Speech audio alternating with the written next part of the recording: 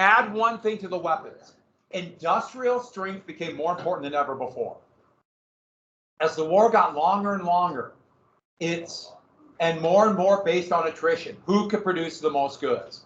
Industrial strength became just as important as training, the number of men, tactics, you name it. It's just who can build enough stuff. And so here's machine guns. This is a class, they're posing, but a German 30 caliber machine gun. Let me see. Okay, let me see. Oh, protect your eyes too. And you see that little hose right here? They're water cooled because they would heat so fast. But I like with the gas mask. That's a pretty good picture. And they would be at certain spots in the line. And these machine guns, they wouldn't aim.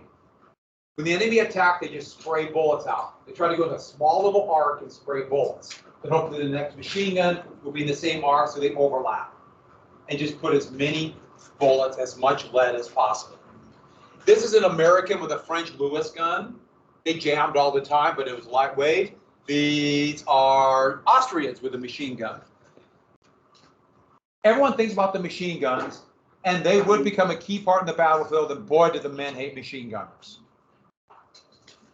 Put it on. Yeah. You'd have a hat underneath. Oh, there. I know with the leather thing, it would be a little bit tighter, but the American and British helmets were a little smaller. By the way, did you notice how heavy this thing was? Wouldn't this be awful to wear for an hour or 2 hours? Think how much your neck would hurt. Come around to get it. Well, these would become the symbol of the stalemate machine guns. Heck, by World War II, a squad of infantry between 5 and 12 men basically is a machine gunner, the loader, and the men to protect the machine gunner. That's basically what it's going to become. Here's a couple more weapons they use to try to break it. I love the bite of the machine gun, the little armored push cart that the Germans designed. No, of course, that did not work either.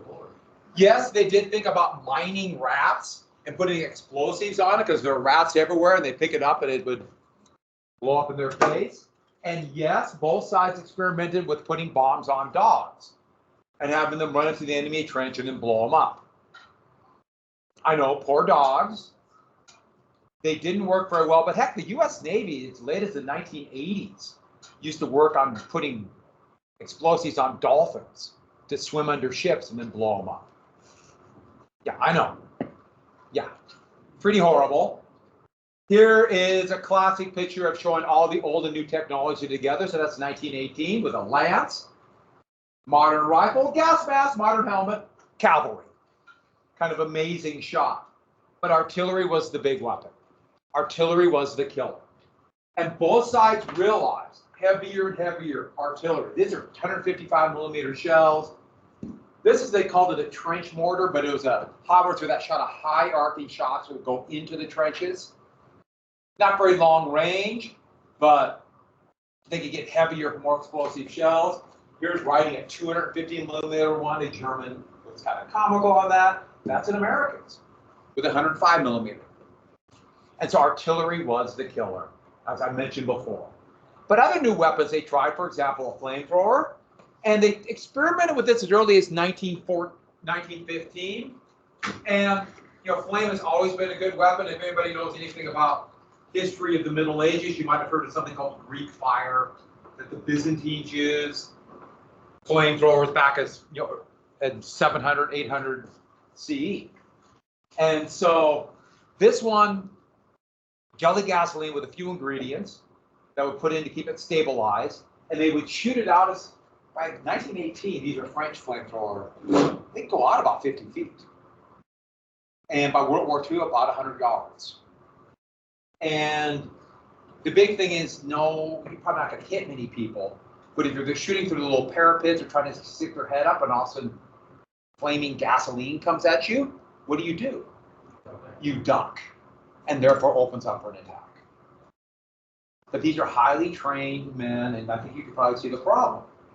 So you're running into battle with a tank of jellied gasoline on your back. Do you see the issue? So the attrition of these men would be huge. Volunteers? I mean, there's always somebody, oh, do it. But they're going to be some of the first casualties. World War II, you know, they'd be used, especially in the Pacific, all the time. They're still going to have tank flamethrowers. They use them in Vietnam. They're still used today. Horrible weapon. But they kept trying anything to break the stalemate. Tanks was a British idea. What about if you have a battleship that could go over no man's land? So you put armored plate. They had these tractors that were used a lot in Britain with treads to go through rough terrain. Let's put armor on them. And then with the treads, they're not like the wheeled vehicles that'll get stuck in all the craters and everything else in no man's land, and they just go right over the trenches. The British tried it at first. They wanted to disguise it from the Germans, so they called them water tanks, meaning they're going to bring up water for the troops. And that's just where the name tank came from. It's kind of meaningless if you think about it, but that's where it comes from. This is probably the most used tank. It's a British Mark IV. Really thin armor. The engines were small at that time, so it had actually one engine for each track. And so they had men riding in it, but they'd kind of be standing with this big lever. And one man here for this track, and then about a foot, you know, for this track. The commander would go forward, and they both have to push the lever forward. Go forward about 2 miles an hour until it broke down. They always broke down. And then how do you turn right? The right one stops it, and the left one goes forward, and goes like this, and then have to turn back the other way. So moving these things was just a nightmare. And thin armor, the Germans realized after the initial shock, they could shoot right through them. But used in mass, they could get between the trenches. And then the French would make the first kind of modern tanks with the treads, but had a turret. Now, it moved at a whopping speed of about 4 miles an hour. But still, this is kind of the beginning of a modern tank. They did not break the stalemate, but it showed potential. And it's like, oh, the next war. The Germans didn't have the resources, so they didn't really make many tanks. They only made about a dozen of these monstrosities that were like 20 tons, and all they did is break down. They go break down, and men would have to get out. But tanks would be an idea of this in the next war, especially because they were banned to Germany in the Treaty of Versailles. Would be a big deal. Now the Soviets would try this, and I'm only showing this because it's kind of amazing. They made this thing called the Tsar tank. It was a massive wheel, and the thought was this would go right over the trenches and keep going because the wheel is so big. Look at the size of a man compared to the wheel. They only made a few of them because I think you can see the problem with it. You're not going to hide this thing. But in a museum in Russia today, they have one they remade. And I would be willing to take a rest, because, well, maybe not take a rest. But I would like to go to Russia to see this. I would almost certainly be arrested because it's Russia. But look at it compared to an armored car. Don't you agree we should each have one? The parking lot's kind of busy. You just go right over. So, planes would come into their own in World War I. They were invented a little over a decade before. And both sides at first did reconnaissance. But you can imagine what's going to happen. They're already thinking, well, what about bombers? What if we use planes to drop bombs on the enemy? So reconnaissance would quickly adapt. Oh, there's enemy. Let's drop some grenades on them. And eventually more specialized bombers. But the other thing is this. Let's say German and French reconnaissance planes flew next to each other in 1914, 1915. They basically just saluted each other. Salute and kept flying. Well, what's going to happen? Yeah, and of course they couldn't hit anything in the air, but they started pulling out the guns, and that's going to lead to fighter planes. And obviously, you need fighter planes to shoot down bombers and reconnaissance. So these are four of the most famous fighter planes of World War I. And a couple things about this. So this is a British Sopwith Camel, right here. If you know anything about the Peanuts cartoons, that's what Snoopy flew. You know, Snoopy fought the Red Baron. The Red Baron flew this. But these planes have little tiny engines. In fact, the reason they're biplanes is because they get more lift. They're a lot slower, but because the engines are so small, they need that extra lift. What did they make these planes on? What was the framing of the plane made of? Yeah, balsa wood, lightest wood they could get. And the covering, it's covered with cloth. And so if a bullet went through it, they'd like have to patch a hole. Like they'd sew a hole or a patch on it. Sew a hole. Sew a patch on it. and it'd be like a quilt. Well, that means you can't really put anything on the wings because it'd break the wings. Unless it got bigger and bigger, then they'd be too slow. The only place strong enough to put a machine gun is right there over the engine. But what's right in front of the engine? The propeller. So what was the first problem with the early fighters? Yeah, they tend to land very quickly sometimes when they shoot the propeller off.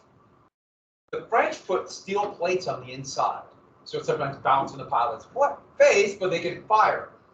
In 1916, the Germans put a mechanism, tied the machine gun to the propeller. So when the propeller came up, it didn't fire for that instant. So it shoot through the propellers. And it gave, first, a big advantage to the Germans until everyone figured it out, but that revolutionized firearms. All of a sudden, they're workable. And it would go from just a few planes, fighter planes and bombers, to, by 1918, thousands of them. Thousands. And so this is an American one. That's a SPAD-10. Actually, it's French plane, but Americans used it. Sopwith Camel. This is tri-wing. It's a Fokker DR-1, and that's a Fokker DR-7. Probably the best plane. The Germans. But once you had planes, but that didn't break the stalemate. So we're coming to a big thing. How do you break the stalemate? How do you break it? So you have all these weapons, but they can't break the stalemate. So, tactical, remember that's like on the battlefield, the enemy moves, the enemy's attacking on our left, we move our forces over, that's tactical. Strategic, long-term goals. So that means a rethinking of long-term goals. How do we attack them? Now I gotta bounce ahead. Oh, so here are all these fronts. I just thought this Russian map was interesting, so I used a Russian map. The fronts here. In 1916, the Russians tried an offensive to coincide with the Somme right here, called the Brusilov Offensive, and they had 1 million casualties in a month and gained about 20 miles. So the point is, with the Somme, Verdun, the Brusilov Offensive, I mean, there was no breakthrough. Now, I got this out of order accidentally, so jump right to here. So, the thing about it is everyone realized they're all trying to mobilize their entire economy. All mobilizing. Everything gearing up, machines, factories, everything for war. That means the people at home, or these factories, become a legitimate target, AKA the home front. And that's another thing that came out of World War I. That means that the people at home are legitimate targets in this war because we can't break the stalemate on the front. This is something like what Sherman was thinking back in 1864, trying to convince the Confederates to surrender. So that very terrifying photograph is actually 1940. And the assumption was, from the lessons of World War I, that both sides would have fleets of now new modern multi-engine bombers bombing their enemy cities, not just with high explosives, but with poison gas. And so those are British kids waiting for the inevitable, they thought, British gas tanks, mustard gas. Now, nobody really, for the most part, they didn't do that because gas was not that effective. But that gives an idea that everybody's a target at home. So what are we talking about here? Total war. That's total war. We've mentioned this before. And total war means everybody's a combatant. That home front is now a target. And Erich Ludendorff, who was basically the chief of staff of the German commander in the East, and then the overall German commander, we'll get to a little bit later, Paul Hindenburg, that's Ludendorff. Ludendorff coined the term. So Sherman, we always talk about with it because it's American history, but it's Erich Ludendorff. And it's to break their will to fight. So if they decide that the people at home no longer want to fight, and to get to the important thing, war is politics. It's a political decision to stay in the fight, to rally resources, to make the sacrifice. Especially when there's not going to be a big victory on the battlefield where the enemy's army is defeated and they have to surrender. That's not going to happen, and it almost never does. So wars are politics. This is a French city that was destroyed by retreating German forces. 1917, they pulled back to a more fortified position, and they left waste, basically not allowing the French to use these areas. So total war, that means we jump to this. What are the strategic goals and the long-term goals? Well, it's twofold. The first one, destroy the industry. But not just industry, transportation. Rail yards, railroads would be a big weapon, but then the fuel. Oil would become a major target by 1917, 1918. And World War II, it's all oil. The whole thing was about oil, it seems like, looking back at it. Germany attacked the Soviet Union. Oil. Japan attacked the United States. Oil. It was all oil. We'd never fight a war for oil now.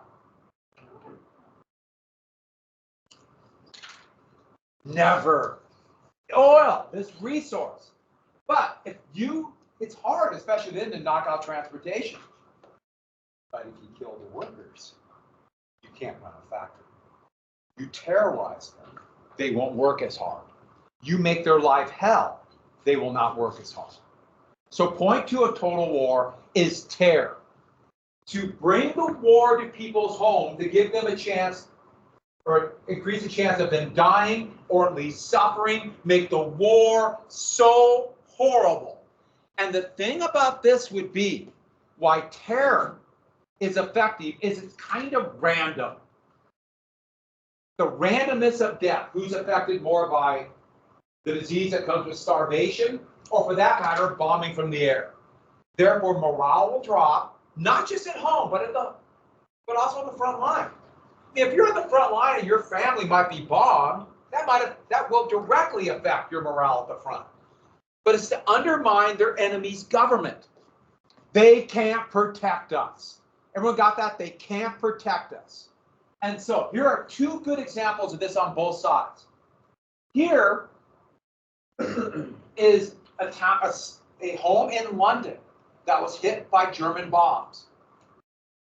And it was the random nature, because they couldn't really aim them, so they just start dropping them at night at about 15,000 feet. So whole neighborhoods would be missed except for this one home. The randomness made it more terrifying, because it literally could be anybody. Here the survivor sitting outside of their home that was bombed. Starvation has a similar thing. It affects everybody different. It makes you more susceptible to disease. These are Berliners starving by 1918 because of the Allied blockade, lining up for soup. And I'll show you another picture of the blockade. It was absolute hell for the Germans. They called that generation the starvation generation. And the randomness makes it more terrifying. The thing that made the September 11th attack so terrifying for Americans wasn't so much the attack or even the way it happened. It was the fact that the people who died were just average people going to work, like at the World Trade Center or at the Pentagon, taking a normal flight just like anybody else, and they could put themselves in that image, and that makes it more terrifying. When it's people at the front line in a war fighting, they're soldiers, as awful it is, we kind of expect that. It's terrible, we expect it. At home, it's more terrifying. And so total war is what they want, is to force people to change the government. Remember, if the United States could have changed from the Republicans to the Democrats in 1864, the Confederacy would have won. Maybe even get a revolution. If they make the war so horrible at home, the people rise up and overthrow the government. And so you target civilians, not just to destroy the industry, but to undermine the government. You get more anti-war feeling. They can't protect us. And so, this is state-sponsored terrorism. You're terrorizing the public, but now it's done by the state to force a political change. And that's what terrorism is. The regular political methods aren't using. There's no peace conference, for example, in the war. They're still fighting. No one will agree. They can't win it on the battlefield, so they'll try something else. That's exactly what terrorists try. And so, everybody would slowly adopt this. And once you start adopting, like, okay, to attack civilians, wow, anything's possible then. So, propaganda has to become more important than ever before. Because think about it for a second. The enemy, or if you're doing this to the enemy, you're attacking their civilians. You're killing people in their homes. You're killing children. You're making them suffer. What are they going to do to you?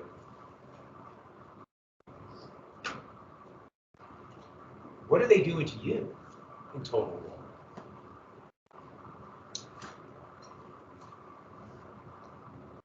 The same thing. And you got to get your people ready for it. They're going to do the same thing, or at least you think they will. So that's what propaganda does. It promotes that point of view, and this would be a justification then for all your actions. We're killing their civilians because they're monsters. Because if we don't kill them, they will kill you, and they're already doing it. It's worth the sacrifice because it's going to be worse if they win. And it really promotes nationalism. That idea that our people are under threat, they're out to get us, they hate us for how great we are. Don't forget, German culture really rubbed into that. And that's part of the reason why Britain did the whole thing about Belgium. Britain thought, we are the most civilized people in the world. Of course, if you know anything about British colonialism, we'll see. And how do you work it? Fear. Fear breeds hate. So dehumanize them, make them monsters. Now, there's elements of truth. I showed you the things with poor little Belgium, but turn them into them. Not humans, but them, the other. And so, look at that one on the right. This is an American one. And it's for the American Red Cross. There are the inhuman beasts. And basically goes on about killing civilians, and that's the Kaiser. Just use the big handle. And who are you for, the fiend or America? You're with us and supporting the war, or you're a traitor with them. Here's another one. This is a British one. A good month's business, and it's Beelzebub, the devil, and now they draw the Kaiser as a devil. And babies killed, children, women killed. Where do they get these numbers from? Just made up, whatever. Just throw numbers out there. Everyone knew that's not what the Kaiser looked like. Remember that video I showed you on Friday and had the big gorilla as Germany crushing the globe? People knew that's not what Germany looked like. It's just to reinforce hate, reinforce the dehumanizing, fear them.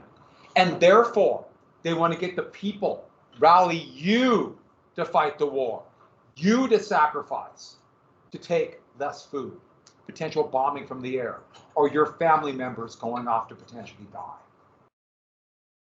But it might be something else. You have to look out for somebody. If you're trying to undermine the enemy's government, they're trying to undermine you. And so propaganda convinces you to destroy the enemy within too. There might be spies right now. There might be people committing espionage. There might be people, espionage, that might be a name of an act. Spying on you, sabotage, overthrow the government, sowing the seeds of treason. And by the way, what would somebody who is, working for the Germans look like? Would they walk around with an iron cross? Would they look like this, be wearing the pumpernickel helmet, as the Americans call them? They look exactly like a German. Like after World War II, what would a communist look like? Red.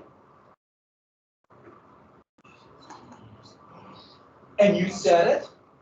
Red. No, this is communist here. They look like everybody else, wouldn't they?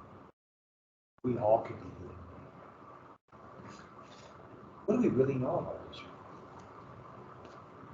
Think about it for a second. You notice I never turn my back to you. I know. So, here's a couple examples of propaganda. These are two of my favorites. Both of them showing the Germans as beasts. And so this is the United States Army. It's hard to read, but it says U.S. Army. Destroy this mad brute. It says so much in this. It's kind of great. But the one I love, isn't that clever? That's a really clever cartoon. But let's look at it really carefully. What's this right here? Huh? What is it?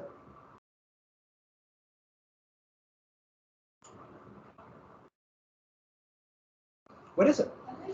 Huh? Say it again. Well, this is America right here. What's this?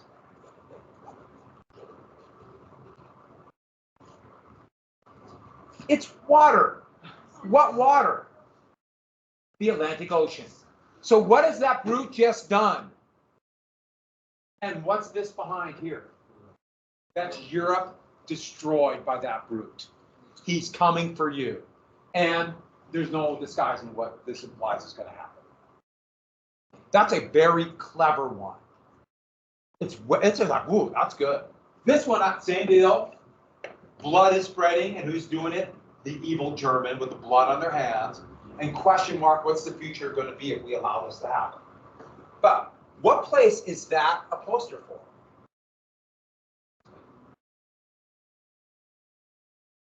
No? Australia.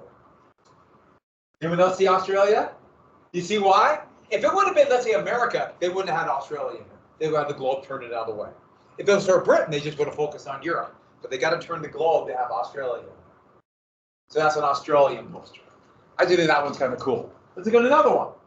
Here, tell that to the Marines. I guess he's going to join or just tell it to the Marines. Hey, you guys should do something. I'm hungry. Huns kill women and children. Here's another one. German submarines called U-boats are starting to sink ships without warning, killing people, thus the undersea menace coming up from the waves, killing people. You see the blood, help crush the menace of the seas. Clever cartoon, but showing them as villains. German did the same thing. So there's a German soldier, and are you going to join, or are you going to let him suffer alone? What are you doing? But remember that whole fake culture, that fake mythology, Aryanism. Look at this. You're protecting this in the war. This is why we're fighting. And this kind of idealized, mythical German from that fake culture thing. And so both sides used it. And let's give you an example. I didn't put down the dates. I put down the February Revolution, 1917. The Tsar was overthrown after years of starvation and disastrous offensive like the Brusilov offensive. And the Tsar was replaced with a republic. And immediately, immediately, all over, the Allies are like, did Germany do this? Is this how Germany's going to win? Are they sending spies right now to undermine the government in Paris, in London? Soon the United States? Are they doing it right now? And this led to an important thing in Total War. It's really important. What does winning, or more importantly, losing, look like? If you're not winning the big victories on the battlefield, and you know the enemy is trying to undermine your population, terrorize them, the randomness of death, they might be sending people in to overthrow the government, lead to a revolution, doing all kinds of things to knock you out of the war. How do you know the enemy is winning? For example, here is a sign put up in the United States, in Columbus, Ohio, right here, telling young men to not register for the draft. Don't allow yourself to be drafted. This is a fight for other people to get rich. And the people who brought on the war, their kids will stay home while you fight and die. And remember, war is a political decision. The United States is kind of a democracy. Remember, I say kind of. Women can't vote. Most blacks can't vote. Is this just a normal dissent in a democracy, or are the Germans winning? Did you catch what I said there? Here is an anti-war cartoon in France from 1916, and it's showing a mangled French soldier crawling up to a rich Frenchman getting rich off the war and tell him, go back, go get him. It's anti-war. Is this discourse in a republic? Or is the enemy winning? Do you get my point here? Is that the enemy doing it? Meaning, are they traitors? Or is that just dissent in a democracy? Can you have dissent over a war in a country that claims to be a democracy? That is a key question, especially when you know the enemy is trying to get you to dissent. They want you to revolt. Can you have this? I don't know. That's a tough one, because would it look any different if this was treason or discourse? Now you might be thinking, what's the big deal? Oh, here's a big deal. Because can you have free speech or anything that might be pro-enemy? Anything that might just say get out of the war? Can you allow for this? Is it treason if you're against the war? Is it treason to come out against the draft? Is it treason? Is that pro-enemy or free speech? Russia had a revolt. Do we want it here? So what does every country in war want? Huh? We're coming to that. They want everyone to act together, and nobody say anything different. So they will censor the news. They will keep things private. That's why. Remember the video we saw on Friday, where they would go through and censor the letters, where they had to joke about the rats? They don't want people back home knowing about the war. They want everyone thinking the war is great. They literally called it social unity. Everybody together.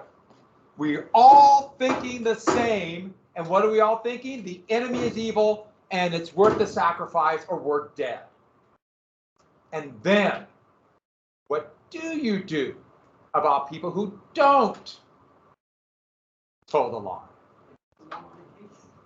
Not quite. Every state in war passes something like the espionage. Every one. What do they ban?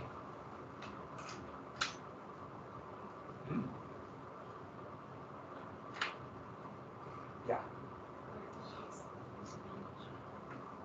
They ban free speech. Every state in total war bans free speech. They ban free speech. Or they at least take the steps to ban free speech. So who banned it? What law banned it in the United States? Gee, it could be any law. Every one. To make sure the enemy isn't winning, they ban free speech.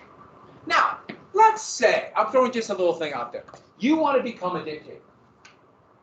You want to become a totalitarian dictator with total control over the economic and political structure and social structure. What's the first thing you do? But you can't ban free speech right away. You got to go to war. You act like total war and say the enemy is undermining you, and the enemy is everywhere. Any one of you could be the enemy. So we have to crack down on the enemy. How do we do it? Then we ban free speech.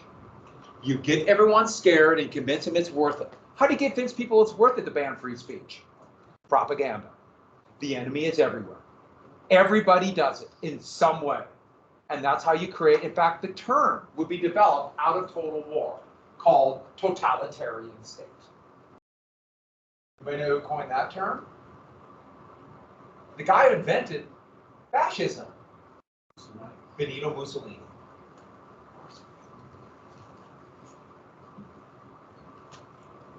Now, as it would turn out, totalitarianism doesn't care what ideology you claim to be. All it cares about is who's in power. Stalin would do the same thing. Yeah, this is a big deal. Look for an enemy. Get people scared. Start taking away freedom, saying I'm protecting you. Use propaganda. And you know what? You really don't need to arrest anybody. You just get everyone so geared up that the enemy's around, and what will people do? They'll just beat up people they think is the enemy. So you have a German-sounding name? Let's break the windows in your home. Yeah, that happened. Happened to my family. On one side, my family's name was Schatz, German. So they attacked me. This was in Nebraska. I know it was Nebraska. But once again, I'm bragging. It's near Omaha. So once you have total war, all bets are off. All bets are off. What is now justified in total? Oh, I want to get the last thing. What? You want to talk about gas tomorrow? Yeah. I love spicy. This is a big deal. Total war is huge. It's the most horrible thing ever created by humankind. And that's saying a lot. It's totally.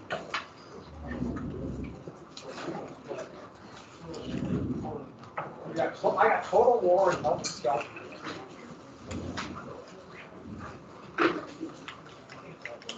Savannah, do you like healthy skeletons? Why have your paper? Oh.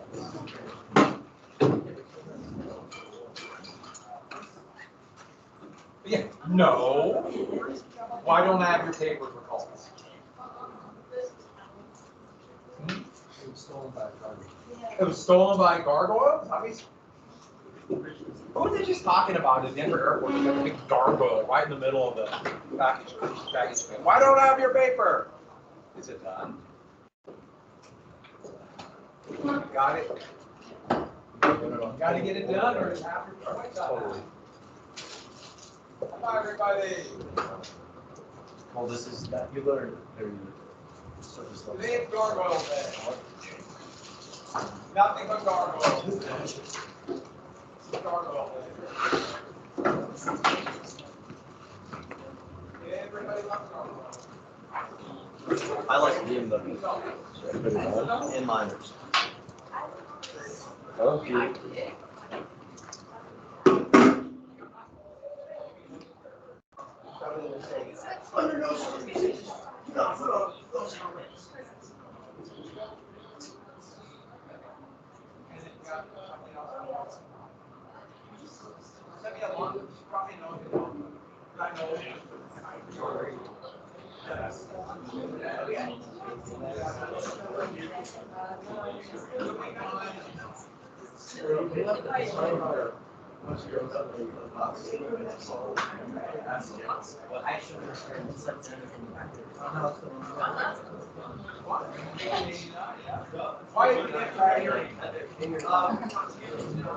Yeah, you're gonna go far in life. That's good. Oh, God. We don't have one. Two.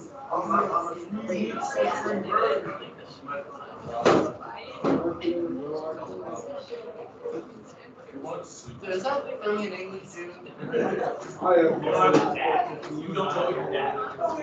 Your dad is I chose him to we got no one out, no bitches. I am not. We got I could not. I didn't hear about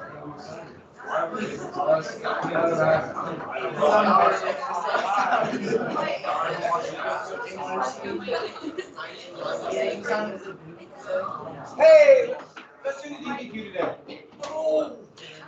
Oh, yeah. Oh, we're gonna have a math test and a DBQ. Stop it.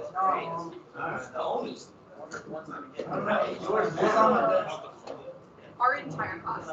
We just have to set it on a desk. You could have just said, Mr. Partridge, because someone left the phone. Or on Thursday. If that duck wasn't in the stocks right now, that's where your neck would be. I think I'm on Thursday. Oh. Yeah, why don't you do that? Lunch up there. Okay, good. Oh, there's one. There's two. There's one left. Pretty good snow.